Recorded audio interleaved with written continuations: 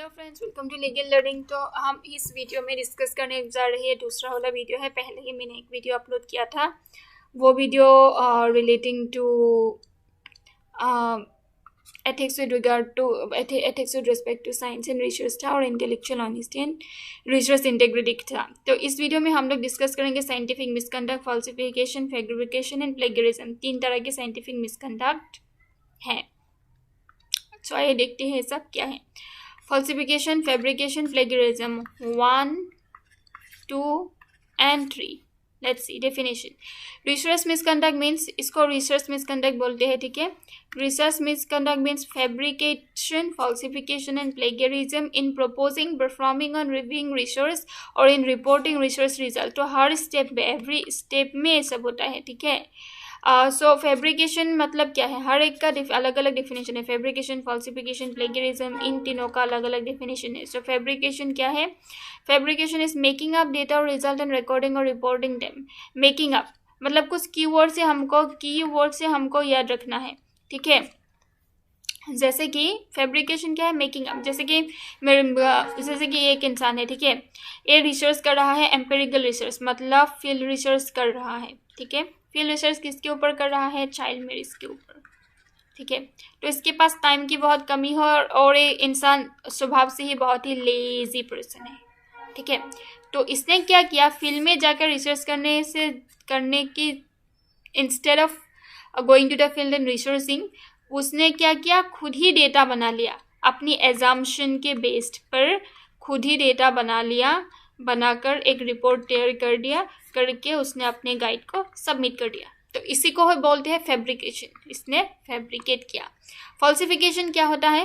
Fabrication से falsification अलग होता है। क्या होता है? मैनिपुलेटिंग रिसर्च मटेरियल्स, इक्विपमेंट और प्रोसेसेस और चेंजिंग और omitting data. Manipulating, changing, omitting, ये तीनों वर्ड हमको याद रखना जरूरी है। Data or results which the research is not accurately represented in the research record. Suppose मतलब इसने तो इस लेवल का रिसर्च कर लिया इस इंसान ने, ठीक है। हम अब एक दूसरे इंसान के एग्जाम्पल लेते हैं। जैसे कि ये एक सॉरी ओके, जैसे कि ये एक और अलग इंसान है, ठीक है। ये पीएचडी कर रहा है, इसका टॉपिक है ड्रग। इसने एक हाइपोथेसिस फॉर्म किया, ठीक है। यंग लोग जो कि पॉवर्टी में सफ़र करते हैं, अर्बन एरिया के लोग, यंग वो लोग ड्रग एडिक्शन में ज़्यादा they are more into drug addiction and drug trafficking kind of thing, ठीक है। और ए क्या है? ए इसका हाइपोथेसिस है। Hypothesis done. तो फिर इस हाइपोथेसिस को हमको क्या करना है? जैसे कि आपको पता है, हाइपोथेसिस को हमको वेरीफाई करना है। उसके लिए हाइपोथेसिस को टेस्ट करना है। टेस्ट का रिजल्ट होगा हाइपोथेसिस प्रूफ्ड और डिसप्रूफ्ड। प्रूफ होगा तो एक्सेप्ट होगा, डिसप्रूफ होगा तो रिजेक्ट होगा, ठीक है। ये है हाइपोथेसिस का मेन थिंग। नाउ इसने रिसर्च किया, लेकिन इसको पता चला कि इसका हाइपोथेसिस, इसकी जो रिसर्च का डेटा है, जो रिजल्ट है, उससे मैच नहीं कर रहा है। तो वो क्या करेगा?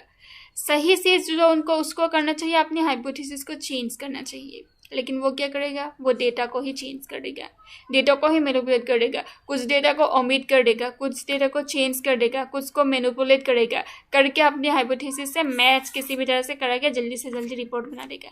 तो इसको बोलते हैं फैब्रिकेशन, ठीक है।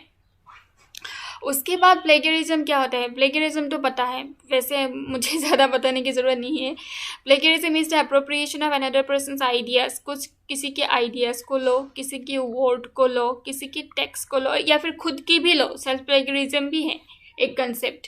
Without giving that person appropriate credit, मतलब साइटेशन दिए बिना, without giving citation, without referring, without coating it, आपने किसी का चीज़ चुरा लिया, किसी की कॉपीराइट को वायलेट किया, किसी की इंटेलेक्चुअल प्रॉपर्टी को आपने हार्म किया और वायलेट किया, तो इसको भी प्लेगरिज्म बोलते हैं। Research misconduct does not include honest error और difference of opinion. Research misconduct, honest error और डिफरेंस ऑफ ओपिनियन एक एक्सेप्शन से, ठीक है। नाउ क्या है साइंटिफिक मिसकंडक्ट? साइंटिफिक मिसकंडक्ट क्या होता है? यहाँ पर हमने क्या पढ़ा? Scientific misconduct, falsification, plagiarism, plagiarism. तो साइंटिफिक मिसकंडक्ट क्या होता है? तीन सीन है, कार्डिनल सीन्स मतलब क्या होता है, पाप होता है, ये पाप हमको नहीं करना है। क्या है, फॉल्सिफिकेशन पहले ही बताया है, ठीक है, फैब्रिकेशन वो भी बताया है, प्लेगेरिज्म वो भी बताया है। यहाँ पर एक टूल है क्विबोर्ड, आर्टिफिशियल इंटेलिजेंस, जहाँ पर क्या करता है, पैराफ्राइजिंग टूल है। आपने किसी के टेक्स्ट को लिया, कंट्रोल सी मारा, ठीक है, कंट्रोल सी किया मतलब कॉपी किया, उसके बाद कोई बोर्ड में डाला, कोई बोर्ड ने पैराफ्राइज करके किसी उसको निकाल दिया और आपने कंट्रोल वी मार के आपकी खुद के रिसर्च पेपर में दे दिया। इसको बोलते हैं प्लेगरिज्म। जब इसका मतलब आपने किसी के वर्ड को और किसी के टेक्स्ट को कॉपी किया, नॉट ओनली किसी के टेक्स्ट को कॉपी किया तो फिर वो डिटेक्ट किया जा सकता है, लेकिन आपने अगर किसी के आइडिया को कॉपी किया तो वो डिटेक्ट करना पॉसिबल नहीं है। और सेल्फ प्लेगरिज्म आपने खुद की ही प्रीवियस वर्क में से कुछ डेटा निकाल के पब्लिश कर दिया विदाउट साइटिंग इट, इसको बोलते हैं सेल्फ प्लेगरिज्म। तो प्लेगरिज्म के अंदर भी बहुत सारा टाइप्स हैं जो हमको जानना बहुत ज़रूरी है, ठीक है। फॉल्सिफिकेशन पहले ही जैसे कि मैंने बता दिया, इसका मतलब क्या है, changing an omission of research data to support claims, hypothesis, manipulation, image में भी कर सकते हैं, फैब्रिकेशन, कंस्ट्रक्शन एंड एडिशन, ठीक है। और प्लेगरिज्म जो पहले ही बता दिया। यहाँ पर एक कोटेशन है, जैसे कि cases of misconduct in science involving, किसने बोला था ये, अच्छा, cases of misconduct in science involving fabrication, falsification, plagiarism breach the trust that allows scientist to build on others work, trust को ब्रिच करता है, क्योंकि ट्रस्ट एक इम्पॉर्टेंट चीज़ है, इंटेलेक्चुअल मतलब एथिक्स का एक इम्पॉर्टेंट कंपोनेंट है। As well as eroding the trust that allows policy makers, क्योंकि पॉलिसी मेकर्स का भी एक मतलब, क्योंकि वो बुरे पॉलिसी फ्रेम करेंगे अगर आपने इस तरह के चीज़ें किया है, तो एक actually consequence and others to make decision based on scientific and objective evidence. The inability or refusal of research institutions to address such case can undermine both the integrity of the research process and self-governance by the research community, ठीक है।